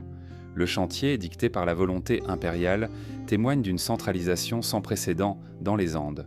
Les pierres, taillées avec une précision millimétrique, révèlent un savoir-faire transgénérationnel, transmis oralement et perfectionné par des spécialistes, les ushku, dédiés à l'art de la maçonnerie sèche. Les murailles de Sacsayhuaman exhibent des dalles cyclopéennes aux formes polygonales complexes. Certaines pierres pèsent plus de 100 tonnes et s'emboîtent si étroitement qu'il est impossible d'y glisser la pointe d'un couteau. Les blocs de granodiorite, extraits des carrières situées à plusieurs kilomètres sur les hauteurs, furent traînés à l'aide de rondins de bois et de paniers de cordes. Sous la surface, on discerne encore les stries laissées par les achapes et les coins de bois enfoncés pour créer des fissures contrôlées. Chaque angle, chaque facette répond à un plan géométrique inconnu, où la fonctionnalité militaire se mêle au symbolisme sacré. La manipulation de ces géants de pierre défie toute explication simple. Les études récentes suggèrent un système de rampes de terre et de contrepoids, ainsi qu'un travail collectif coordonné par une hiérarchie précise. Les cordages, fabriqués en fibres végétales, pouvaient résister à plusieurs tonnes de traction. Des expériences modernes ont montré qu'une cinquantaine de porteurs, guidés par des chefs de chantier, pouvaient pas déplacer un monolithe de 20 tonnes sur quelques dizaines de mètres. Mais la régularité des joints et la finesse des ajustements dépassent ce qu'on imagine pour une technologie sans métal. À l'intérieur de l'enceinte, de larges terrasses en gradin ouvrent sur des places cérémonielles. Des canaux de drainage, creusés sous les parois, évitent l'accumulation des eaux de pluie, essentielles en montagne. À certains endroits, des niches ménagées dans la roche servaient peut-être de cachette pour les offrandes rituelles. Les archéologues ont mis au jour des restes d'animaux sacrifiés, regroupés selon des motifs précis et des fragments de céramique fine. Ces traces suggèrent que Sacsayhuaman n'était pas que seulement un fort militaire, mais un sanctuaire où se mêlaient défense et culte. Certains escaliers raides, taillés dans le rocher même, relaxent les plateformes supérieures. Ils offrent une vue plongeante sur la vallée, renforçant l'impression de domination du site. Les portes trapézoïdales, signature Inca, structurent les circulations et créent dans des points de passage rituels. Leur forme, oblique et stable, résiste aux tremblements de terre. Les relevés topographiques ont révélé que les murs de Sacsayhuaman suivent plusieurs orientations astronomiques. Certains alignements pointent vers l'apparition de la Croix du Sud, utilisée comme repère rituel, tandis que d'autres captent le lever du soleil aux équinoxes. Ces correspondances renforcent l'idée que la forteresse participait d'un vaste réseau d'observatoires sacrés, reliant Cusco aux montagnes sacrées, Ausangat, Vilcabamba et autres apus, perçus comme des divinités de pierre. Les premières fouilles eurent lieu au début du XXe siècle, menées par l'archéologue suisse Max Höhle, puis par l'équipe de l'université de Yale dans les années 50. Chaque dégagement révélait des pierres encore plus imposantes, témoignant d'une conception délibérément monumentale. Les travaux actuels, sous la houlette du ministère péruvien de la Culture, visent à consolider les murs tout en respectant l'authenticité des matériaux et des techniques. Des pierres de granodiorite sont doucement repositionnées, tandis que des drains sont creusés à l'écart pour éviter les infiltrations. La résistance exceptionnelle de Sacsayhuaman au séisme illustre la maîtrise inca du joint séismique. Les blocs, ajustés en quinconce, glissent légèrement lors des secousses, absorbant l'énergie sans se fissurer. À chaque tremblement de terre, l'enceinte se stabilise d'elle-même, comme si la peau de pierre respirait avec la terre. Cette qualité technique, longtemps ignorée des ingénieurs modernes, inspire aujourd'hui des recherches en architecture antisismique. Les légendes, dans l'humidité étouffante de la canopée maya, émerge la silhouette d'une citadelle pétrie par l'oubli. El Mirador enfoui sous un écrin vert. Au lever du jour, lorsque la brume se dissipe en volutes irisées, le sommet pyramidal du temple d'El Tigre perce le toit de la forêt, comme un phare millénaire. Les lianes s'écartent devant la pierre patinée, révélant des gradins immenses, doucement érodés, où les fougères ont pris racine. Le silence y est profond, seulement troublé par le cri lointain d'un nara ou le frôlement des feuilles. C'est un monument à l'état sauvage, où l'homme moderne éprouve la fusion du bâti et du vivant, entre ruine et régénération. Les premières mentions occidentales d'El Mirador remontent au début du XXe siècle, mais il fallut attendre les explorations aériennes des années 1960 pour saisir l'ampleur de la cité. L'archéologue Ian Graham, survolant la jungle en avion, aperçut des masses géométriques se superposant dans le vert infini. Des images prises en avion révélèrent 3 grandes pyramides, El Tigre, la Danta et El Gigante, étagées sur une terrasse monumentale. La Danta, avec ses 72 000 mètres cubes de volume, reste à ce jour la plus volumineuse jamais construite par l'homme. Chaque degré de ces marches impose un respect silencieux. On devine la force nécessaire pour lever ces blocs d'argile compactés et de mortier calcaire, à l'apogée de son essor entre 300 avant. Jour après Jésus-Christ et 100 après J.C., El Mirador serait le cœur d'une civilisation proto-maya, précédant bien d'autres centres tels que Tikal ou Copan. Les ressauts de chaussées surélevés, Sacbé, larges de plusieurs mètres, reliant la cité à des villages voisins, formant un maillage de prestige et de contrôle. Ces chaussées, construites en pierre broyée puis dallées, aujourd'hui recouvertes de terre et de végétation, témoignent de la volonté d'un État naissant de s'affirmer dans un territoire hostile entre marécages et forêts impénétrables. Les fouilles récentes ont mis au jour des réservoirs hydrauliques creusés dans la roche, des bassins de collecte d'eau de pluie protégés par des murs étanches. En un lieu où l'eau peut se faire rare en saison sèche, ces systèmes révèlent une maîtrise technique étonnante. Canaux de dérivation, voûtes d'argile compactées et revêtements de stuc garantissaient l'approvisionnement des milliers d'habitants. Les bassins étaient bien disposés à flanc de collines, captant les écoulements et stockant l'eau pour les rituels et la consommation quotidienne. Cette ingénierie hydraulique, perdue puis redécouverte, place El Mirador au rang des plus anciennes cités aménagées de manière planifiée en Mésoamérique. Sur les façades des gradins, on discerne encore des traces de stuc peints en rouge vif ou en blanc, résidus de fresques monumentales. Les analyses microscopiques ont révélé des pigments importés, comme l'ocre et la calcite broyée, appliqués en fines couches sur la pierre brute. Ces peintures, aujourd'hui partiellement effacées, ornaient les temples et les places centrales, créant une scénographie rituelle où la couleur revenait en écho rythmique au milieu de la végétation sombre.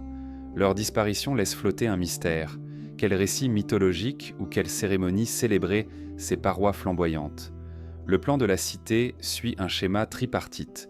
3 plateformes principales, chacune dominée par une pyramide, reliées par des terrasses et des places en pente douce. Les places, vastes d'au moins 1 hectare, servaient probablement de théâtre à des cérémonies publiques, processions et échanges commerciaux. Les céramiques retrouvées, bols à canaler, jarres à collerette et incensoirs, témoignent d'une culture matérielle sophistiquée, où le quotidien et le sacré se rejoignaient. Les formes des récipients, décorés de motifs zoomorphes et géométriques, préfigurent les esthétiques classiques des cités mayas postérieures. Les squelettes exhumés sous les pyramides ont révélé un classement social marqué. Des sépultures riches, accompagnées de parures de jade et de coquillages côtiers, voyaient reposer les élites avec des offrandes soigneusement disposées. Les ossements, parfois parés de masques en stuc, suggèrent des rites funéraires complexes, où le défunt retrouvait un statut dans l'au-delà. A l'inverse, les tombes anonymes, dépourvues de mobilier, témoignent des classes laborieuses, chargées de bâtir le gigantisme architectural.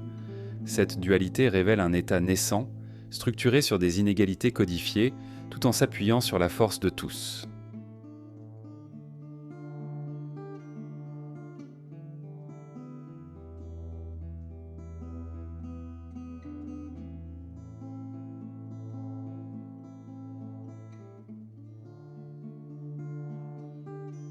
L'abandon brutal de la cité vers 100 après Jésus-Christ. Jour après jour, reste enveloppé de silence. Les sédiments et les champignons d'argile ont progressivement recouvert les chaussées, les canaux et les gradins. Les études paléoclimatiques suggèrent un épisode de sécheresse prolongée, combiné à une déforestation locale due à l'exploitation du bois et à l'agriculture sur brûlis, qui aurait fragilisé l'écosystème. Les réserves d'eau s'épuisant et la perte de fertilité des sols forcèrent peut-être les habitants à migrer vers des terres plus accueillantes, laissant derrière eux leurs temples et leurs cités immergées. La redécouverte d'El Mirador dans les années 1970 et 1980 coïncida avec l'avènement de la prospection LIDAR. Cette technologie, déployée récemment, permit de percer le couvert végétal. Des milliers de structures résidentielles, de petites plateformes et de sous-places urbaines furent révélées, redessinant la carte d'une mégapole dense et hiérarchisée. Le LIDAR montra que la cité s'étendait sur plus de 16 km² avec une densité d'habitation comparable à celle des capitales mayas classiques. Cette révélation bouleversa la chronologie traditionnelle, repoussant l'émergence de l'urbanisme maya à plus d'1 siècle plus tôt. La jungle restitue aujourd'hui un décor presque fantastique. Des racines gigantesques jaillissent entre les interstices des pierres, tandis que des orchidées s'accrochent aux gradins. Les archéologues, munis de machettes et de cordes, progressent à travers un enchevêtrement végétal, dégagent d'eux les marches une à une et y posent des balais. À l'aube, lorsque les premières lueurs effleurent les flancs sèches de la vallée de Sup, Les silhouettes massives des pyramides de Caral émergent du désert comme des fantômes d'argile et de pierre. Les terrasses empilées se découpent nettement sur l'horizon, dessinant un profil abrupt contre le ciel pâle du Pérou côtier. Le silence y est presque absolu, seulement troublé par le glissement du sable fin et le chant lointain d'un faucon. On devine sous cette quiétude le murmure étouffé d'une civilisation disparue qui, voilà près de 5 millénaires, érigea ici l'un des premiers grands centres urbains du Nouveau Monde. Les vestiges de Caral, aujourd'hui classés au patrimoine mondial de l'UNESCO, furent redécouverts dans les années 1940 par l'archéologue américain Paul Kosok, mais ce n'est qu'à partir de 1994, grâce aux fouilles dirigées par Ruth Shadi Solis, que l'étendue réelle de la cité se révéla. S'étendant sur plus de 60 hectares, Caral n'est plus un simple ensemble de monticules isolés. C'est une métropole néolithique, coexistant avec les cultures contemporaines de la Mésopotamie et de l'Égypte, pourtant née sans l'usage de la poterie ni de l'écriture formelle. L'ère glorieuse de Caral se situe entre 2600 et 2000 avant notre ère, période dite de la civilisation de Norte Chico.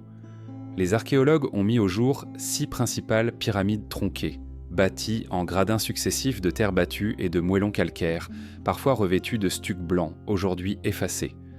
Les plus hautes plateformes atteignent plus de 10 mètres, dominées chacune par un sanctuaire ou un espace cérémoniel. Autour de ces monticules s'ouvrent des places circulaires creusées dans le sol, appelées Plaza Sombreada, dont les proportions et la disposition suggèrent un usage rituel lié aux cycles astronomiques ou à des rassemblements communautaires. La construction de ces monuments imposa une organisation sociale avancée. Sans roues ni bétail de trait, les bâtisseurs mobilisèrent pendant des centaines d'hommes, transportant les blocs de pierre extraits à quelques centaines de mètres en les traînant sur des lattes de bois préalablement huilées. Les couches successives de terre compacte furent formées le patiemment, en alternant des sédiments plus grossiers et des graviers fins, afin d'assurer la stabilité face aux rares mais violentes inondations saisonnières. À l'intérieur des monticules, des canaux de drainage dissimulés évitaient l'accumulation des eaux et préservaient l'intégrité des murs en terre, prémisse d'une ingénierie hydraulique perceptible encore dans les archives du sol. Un trait unique distingue Caral des autres cités préhistoriques, l'absence quasi totale de céramique et d'objets en métal. Les artisans se spécialisèrent dans la taille de coquillages marins, de conques et de carapaces de tortues, pour en faire des instruments de musique ou des parures.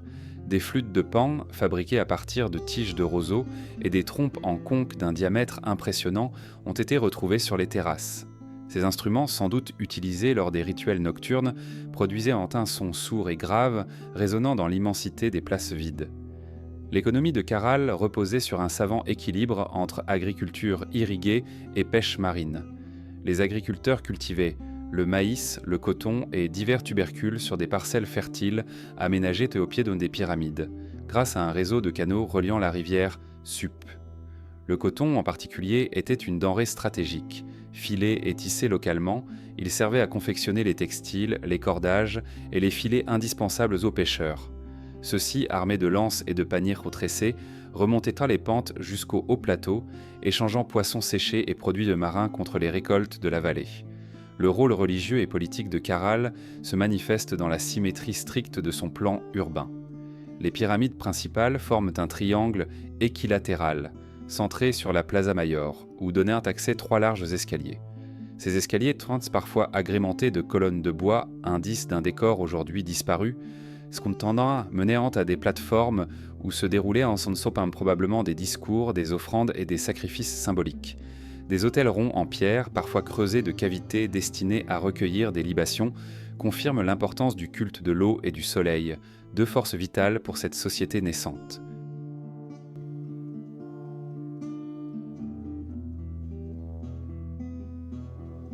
Les fouilles des années 2000 ont révélé un secteur artisanal caché derrière la plus grande pyramide, un quartier d'atelier où l'on taillait le quartz, le schiste et l'albâtre pour produire des outils, des pointes de flèches et des parures.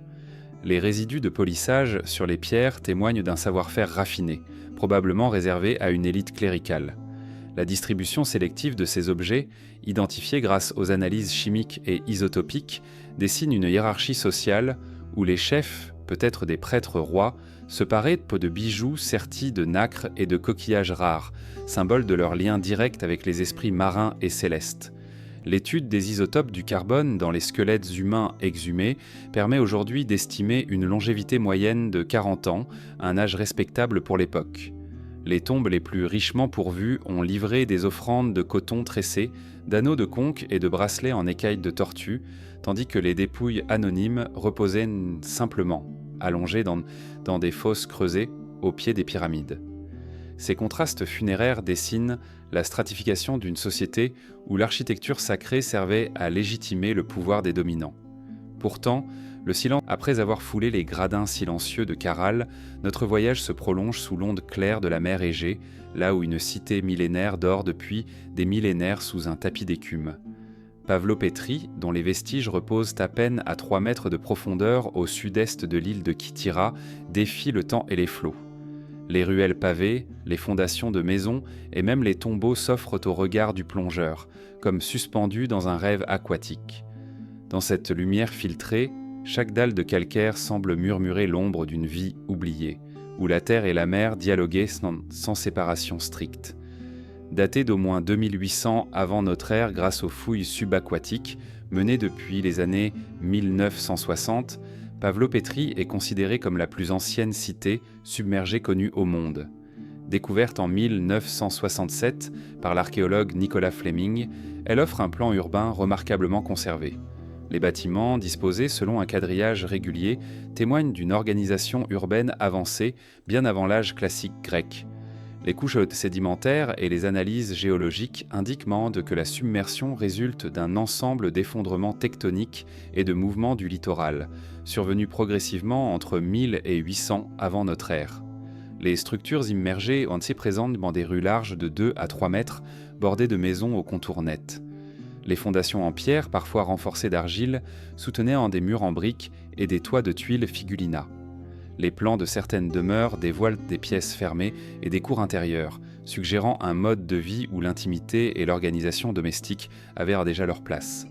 Des escaliers taillés dans le rocher permettaient d'accéder au rivage, tandis que des quais en blocs calcaires accueillaient de petits navires de commerce, reliant Pavlopétrie au port crétois et à la côte hellénique. Les tombes étudiées dans les secteurs préliminaires révèlent un usage funéraire simple mais codifié. Des chambres linéaires creusées dans la roche étaient scellées par des dalles protégeant les offrandes mortuaires, céramique fine, perles de pierre et coquillages. Les sépultures d'enfants disposées à l'extrémité des parcelles habitées témoignent d'une croyance en la continuité du lien familial, même sous la mer. L'absence de décoration ostentatoire sur ces tombes indique une société peut-être égalitariste ou du moins soucieuse de rites sobres. Le climat méditerranéen et la faible profondeur de l'eau ont favorisé une conservation exceptionnelle des matériaux. Les relevés sonars et les prospections à la caméra robotisée ont cartographié plus de 30 bâtiments distincts, dont un sanctuaire probable, identifié par la disposition rituelle des dalles et par la découverte de fragments de libation. Dans ce lieu sacré, on imagine des offrandes versées en hommage aux divinités marines ou aux forces terrestres qui façonnaient le destin des habitants.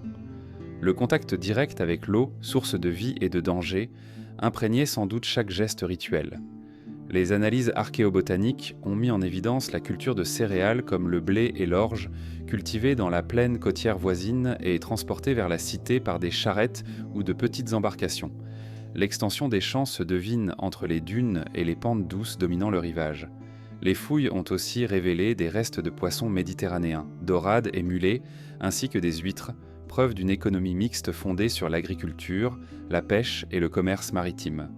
Les artefacts importés de Crète, d'Argolide ou d'Égypte révèlent un réseau d'échanges actifs, inaugurant peut-être les prémices d'une civilisation cosmopolite.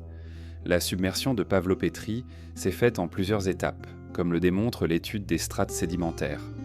Au cours du 2e millénaire avant notre ère, un premier affaissement du plateau côtier a engendré l'enfoncement progressif des rues. Les habitants ont tenté de s'adapter en surélevant les sols intérieurs, mais vers 1000 avant notre ère, une série de séismes violents suivis de glissements sous-marins ont englouti la cité sous 5 à 7 mètres d'eau. Les survivants ont migré vers des refuges en hauteur, laissant derrière eux les demeures sanctifiées par la mémoire, bientôt oubliées par le monde sec. Les archéologues modernes travaillant avec des combinaisons et des scooters sous-marins, progressent lentement entre les ruines bleutées. Chaque examen minutieux révèle une articulation délicate entre blocs et mortiers, parfois renforcés par des crampons de... Les relevés 3D réalisés ces dernières années ont permis de reconstituer virtuellement le plan initial, offrant la possibilité de naviguer au périscope ou en réalité virtuelle sans perturber le site. Ces outils numériques révèlent des alignements solaires. Certains bâtiments sont orientés vers le lever d'Étoile Sirius ou vers le solstice d'été, suggérant une conscience astronomique déjà affirmée. Les fenêtres et les portes, découpées selon des axes précis, pouvaient encadrer les levers et couchers du soleil, inscrivant le temps dans la topographie même de la cité. Pourtant, malgré ces avancées, Pavlopétrie demeure une énigme vivante. Comment une communauté néolithique, encore en plein apprentissage des métaux et sans écriture, a-t-elle conçu un plan urbain si cohérent ? Quelle autorité politique fédérait les habitants autour de ces projets titanesques ? Les hypothèses oscillent entre une chefferie agraire forte et une forme proto-étatique, mais aucune inscription ne vient corroborer ces théories. Les seules traces écrites sont les graffitis gravés tardivement sur quelques dalles, postérieures à la submersion, qui semblent appartenir à des navigateurs byzantins ou vénitiens passant par hasard. Les plongeurs rapportent une atmosphère singulière sous l'eau, le clapotis régulier des vagues se mêle au murmure sourd des bulles, tandis que la lumière filtre en faisceaux diaphanes. Marcher parmi ces ruines submergées offre le sentiment de déambuler dans un espace-temps suspendu, où chaque pierre garde l'empreinte d'une main humaine devenue mythique. L'écosystème marin s'est peu à peu réapproprié les lieux. Éponges, algues et petits crustacés colonisent les surfaces, transformant les murs en récifs vivants. Les initiatives de préservation combinent protection légale et sensibilisation des plongeurs. Pavlopétrie est désormais un parc sous-marin protégé, interdit aux ancres et surveillé par des balises acoustiques. Les archéologues coopèrent avec les autorités grecques pour développer des protocoles d'intervention non invasive, alternant relevés photogrammétriques et prélèvements ciblés. L'objectif est de continuer à dévoiler les secrets de la cité engloutie sans perturber cet équilibre fragile entre la pierre et la mer. Dans le dernier clair-obscur avant la remontée, le plongeur émerge lentement, le regard encore habité par les rues subaquatiques. Pavlopétrie, sous sa chape d'eau, rappelle que la frontière entre le monde habité et l'élément liquide reste poreuse. Les vestiges d'une vie organisée au bord de l'abîme marin offrent un écho saisissant à notre propre fragilité face au changement du littoral. Bientôt nous sortira des flots pour découvrir la poésie minérale des monolithes fantômes d'Avebury, dressés dans le mystère des Landes britanniques.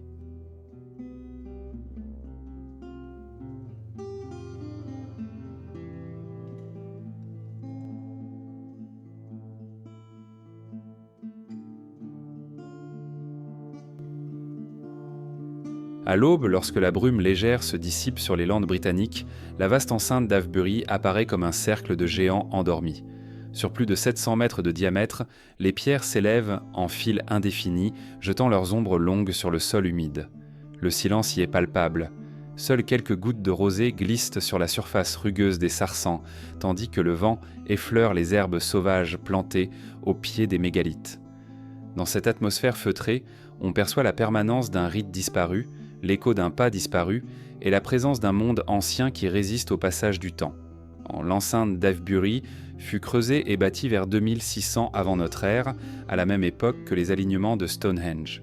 Les constructeurs néolithiques ont d'abord dégagé un grand fossé circulaire, creusé à la pelle d'os et à la bêche de bois, puis élevé un talus concentrique de plusieurs mètres de haut.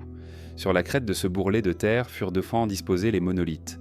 Certaines pierres témoignent d'une taille soignée, d'autres portent encore des crêtes naturelles. L'ensemble forme un anneau ininterrompu, interrompu seulement par deux portes monumentales alignées nord-sud, suggérant un parcours initiatique d'une rive à l'autre. Les pierres d'Avebury appartiennent à deux catégories. Les sarsans, blocs massifs de grès local, et quelques pierres plus petites, importées de mégalithes du sud-ouest de l'Angleterre. Les sarsans, pesant souvent plusieurs tonnes, furent extraits à quelques kilomètres de là, à Marlborough Down.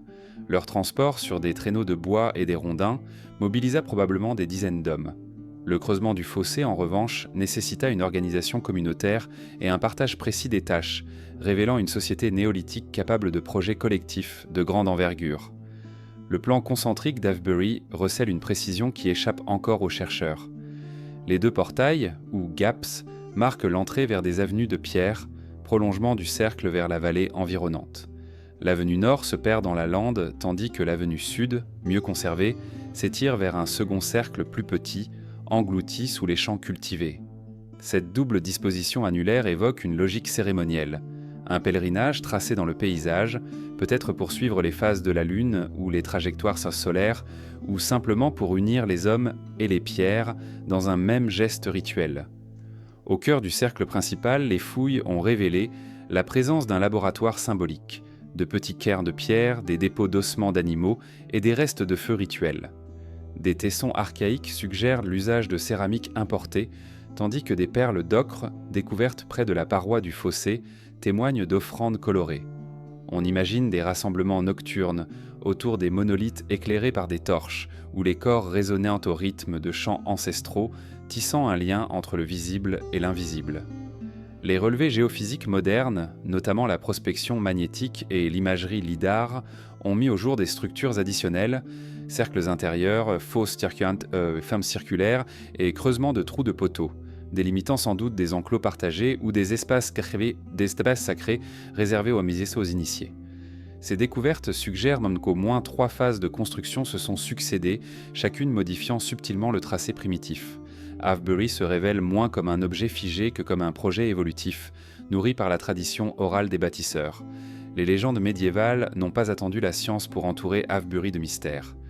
Les récits de sorcières pétrifiées y fleurirent dès le XIIe siècle. On racontait que les pierres étaient volées des femmes et des hommes changés en pierre pour avoir dansé un sabbat impie. Au XVe siècle, John Leland nota que on craint le cercle de nuit car les pierres y reprennent vie et vont danser. Ces croyances populaires ont survécu jusqu'à nos jours, ajoutant une couche de fantastique à la mélancolie des mégalithes. Le village d'Avebury, édifié au cœur du cercle, intègre certaines pierres dans les murs des maisons et les jardins. Cette cohabitation entre l'habitat contemporain et le monument néolithique crée une ambiance unique. Chaque matin, les habitants aperçoivent leurs fenêtres s'ouvrir sur des colosses muets. Les fouilles d'urgence ont dû protéger certaines pierres de l'érosion et du vandalisme, tandis que des mesures de conservation empêchent désormais toute extraction ou déplacement non autorisé.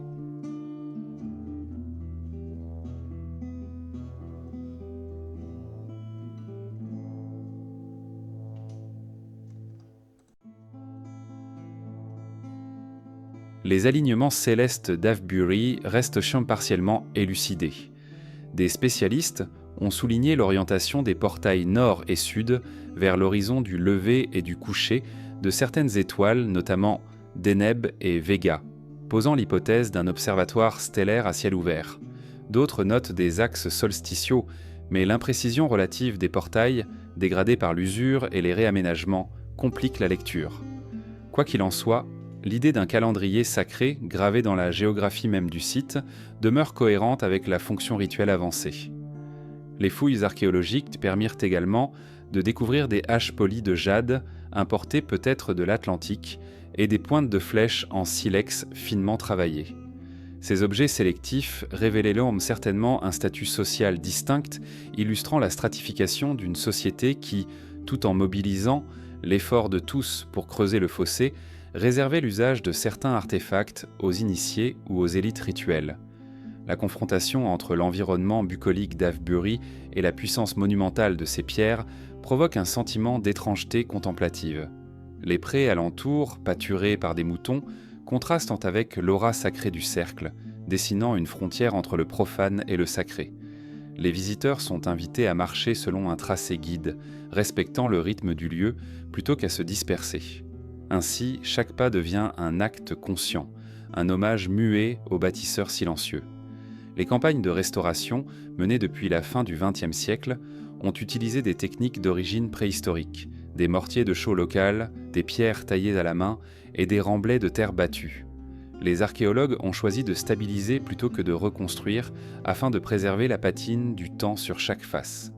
Les pierres gardent leurs fissures, leurs irrégularités, leurs empreintes de burin anciens, préservant l'authenticité d'un chantier jamais achevé. Les recherches récentes explorent la dimension acoustique du site. Des mesures ont montré que certains alignements de pierres renvoient le son de manière spécifique, amplifiant les chants ou les cris au cœur du cercle. Cette propriété aurait pu être utilisée